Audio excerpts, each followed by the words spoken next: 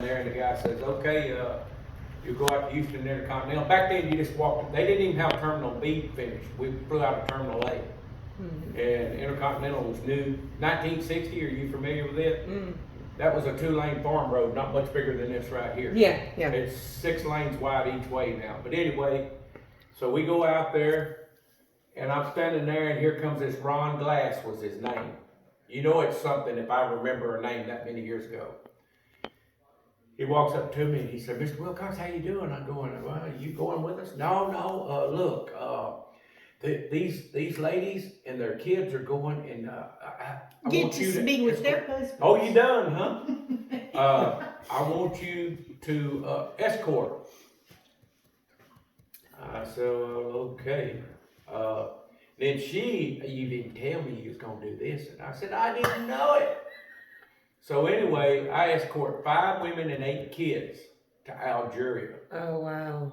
It's to this day the worst flight I've ever been on. I've been on some bad ones. Yeah. Turbulence. We fell over 1,000 foot over the Atlantic. And the plane I flew, the very first one, was a jumbo 747 stretch. The biggest plane in the sky. At that time. I got in that son of a bitch. It's still the biggest right now. You look to the back of it, it looked like another city back there. I said, oh my God, this son of a bitch will fly. So I'm nervous as hell, and then we took off and we're falling and shit going out of Houston. It's turbulence, and I'm saying, no, if I could get back on the ground, they could kiss my ass, you know. Then we get out over the Atlantic. Well, I said, well, I ain't gonna drink because I got all these women and kids I gotta take care of. We're out there, we're right at 5 hours on a 10-hour flight, and that son of a bitchin' plane failed. Drinks went against the ceiling. Oh, my God. And man, we come down, it didn't feel like we was gonna stop, and that thing bottomed out, and them old wings out there flopping. I said, oh my God. And them kids started screaming and crying. Well, the lady that had the 2 oldest kids, the other one were little bitty. The 2 kids that were like 12 and 14 or something like that, they could realize this is not good, you know. Their mother locked herself in the toilet. Oh, my God. So they're speaking French, it's Air France. And they're talking French to me and some English and going, you got to help get her out. Well, the other 4 mothers, they're there, they're scared. These kids are gathering up around me because they're crying and everything. And the 2 older ones are scared. I'm more scared than they are. And I got to try to console them. Yeah. And anyway, then we can't get her out of the bathroom.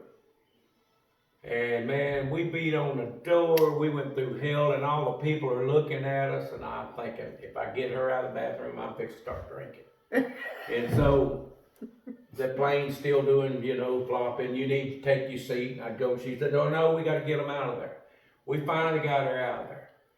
Well, when the kids seen her, they freaked out, mama, mama, and man, that made it even worse. So I told that lady, I said, get me a drink.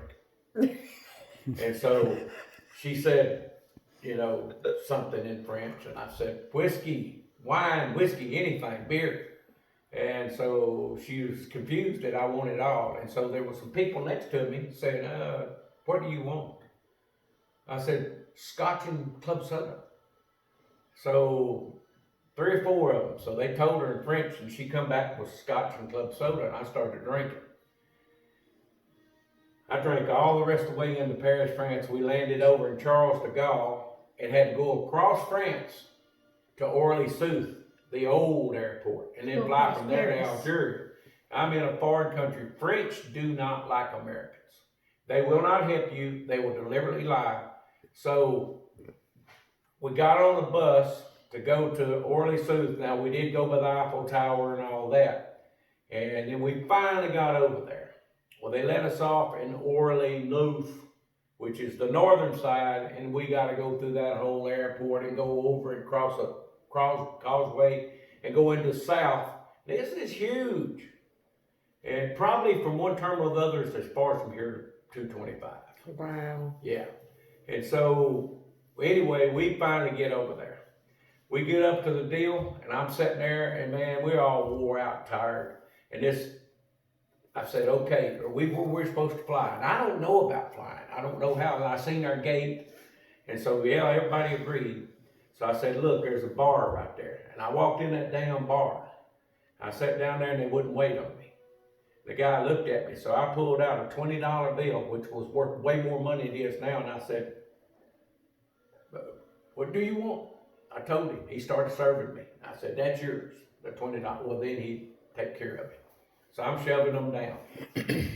Well, few minutes, hell, probably about an hour. We was like 3 or 4 hours before we was gonna fly. They come in there and said, they changed the airport terminal. They changed it. And so I said, what? And so we went out there and they wrote all the numbers. And I said, son of a bitch. And when we gotta go now.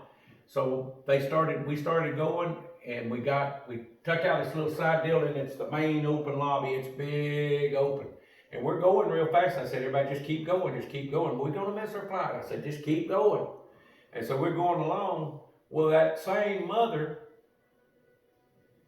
she just sits down on the floor and starts crying, and her kids, mama, please, mama. And I'm going, oh shit, and all these French are looking at me and shit. I'm about half drunk. And I told them other women, I said, y'all take off and see if you can stop the plane. And so I said, y'all just keep going.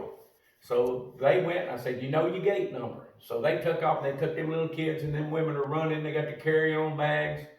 And I kind of kept telling her, well, people's gathering around me.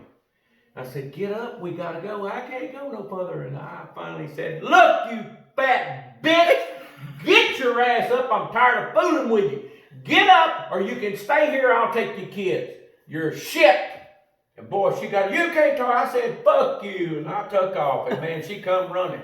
And she followed me all the way to the other end. She got on the plane. Come to find out, her husband was the head guy over the entire project. Oh my God. We're there 3 days, and we had a little old pool hall deal. I didn't play pool, but I was sitting in there. It's the first Sunday we were there. And then he walks, and he walked up to me and he said, you'll be catching a plane out of here. I said, what's that for? He said, the way you talk to my wife. So all them other women come in there and their husbands and everything. They got their kids. They had houses right across the street for the married people, and we had little rooms, you know. And so I said, whatever, man. I said, I shouldn't have been told to take care of it.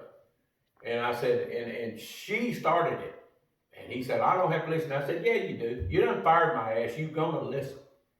I said, did she tell you what she pulled? How she scared her kids? How she locked herself in the bathroom? And I spent hours trying to get her out. And then she sits down on me and can't go and just horrified your kids. I don't regret a damn thing I called her. Matter of fact, I wish I'd have talked worse. So just fire my ass. How about next time you get her and bring her over and not put it off on a damn employee? And he's standing back there, and then women come over, the other wives come over there. And they said, what's going on? I said, I got fired for cussing her out at the airport. Boy, and them women come down on their husbands. And that guy, they're all friends, see? And they said, you ain't firing him. No way in hell. And I mean, they stood up. Them other 4 women stood up for me. And so I made the whole trip. Wow. And I sat there and I looked at boat rides coming back home because I was never going to get in another airplane. And so, and then up until I thought you was 9/11, I thought you was through. well, it sounded like you were through.